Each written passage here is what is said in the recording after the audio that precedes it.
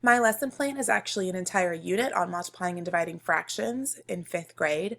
I use personalized learning pathways where there are learning targets for the unit, and the students take a pretest online on our online math curriculum, and based off of their pretest scores, they know how many of the activities they should choose under each topic. So there's the learn, practice, and then once they get done with everything and turn in their assessment, there's an extend activity as well. So they get to choose which activities they do, and some of the options that I give them are book-based, some of them are watching the online math curriculum videos, as well as some Khan Academy videos, and I still meet with small groups every single day. I don't get to meet with every student because based off of their pretest scores, maybe their score was so high they don't necessarily need to meet with me and they just continue on through these checkpoints. I do check with them and initial every time that they finish their checkpoint and receive an acceptable score. I use these pathways. They have paper copies and they also have it in Google Classroom. So I have a Google Classroom set up, and this particular Unit 8 pathway has its own topic. So you can use the online pathway and turn it in that way, or you can turn in your paper copy. I also have a multiplying and dividing fractions. They watch that brain pop and then complete a Google Forms as one of the checkpoints.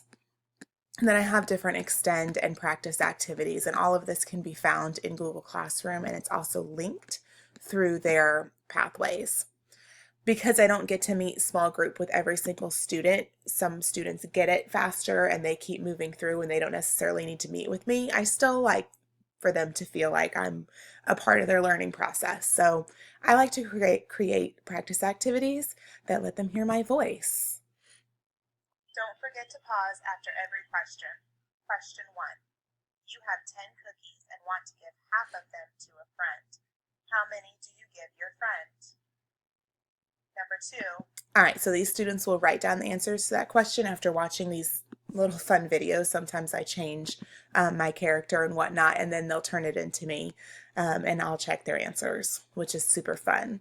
I also continue to do whole group activities, and here's a kind of layout of whole group. It's not as specific as typical lesson plans, but towards the middle of the pathway, usually it's just review homework, review pathway progress, and then continue to pull small groups. But after some days off, so this particular day we had a long break, a long weekend, I like to bring them back with a fun whole group activity like a Kahoot.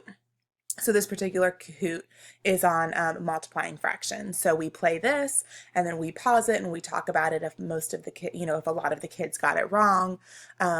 This activity did not include dividing fractions because we weren't quite there yet in our pathway, or I wasn't expecting the children to be quite there yet in our pathway. So I use Google Classroom, I use Voki, I use different Khan Academy videos, I use Google Forms and Brain Pops. Most students will only, their product in showing me what they know will only be the county assessment. This is a paper and pencil assessment, and it is something that is provided to us from our county, and every student is required to take this. So it is the very last checkpoint in their pathway. And some students, that's the only product I get from them outside of all these additional checkpoints.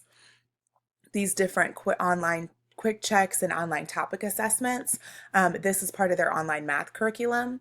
As you can see here, here's the topic 8 online assessment. They have a lot of questions, so I kind of customize it and pare it down. But this is something that they all have to complete as well. So that will be the product for the majority of the students. But then we have your handful that are, a little bit more advanced, and they can complete all of the extend activities. And they actually get to do a Google Slides project. So I create this Google Slides project for them. They have a rubric. They get an additional grade for it.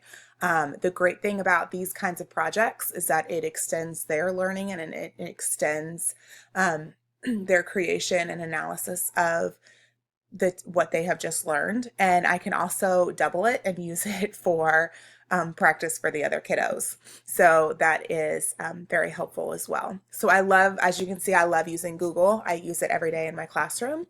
But I also love to incorporate some of these other super fun little technologies as well. students. I haven't really had many problems with students teaching this way. There's definitely a learning curve when I first started as far as, how many activities to complete. But, it's just a matter of, kind of training them to be able to toggle back and forth between Google Classroom and the videos, or Google Classroom and the online math curriculum. And that kids are pliable, and then they learn easily, so they have no problem um, being very adaptive and being able to complete that.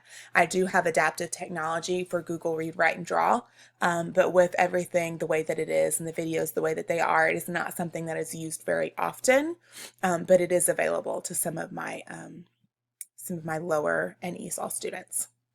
And that is my lesson plan. Thank you.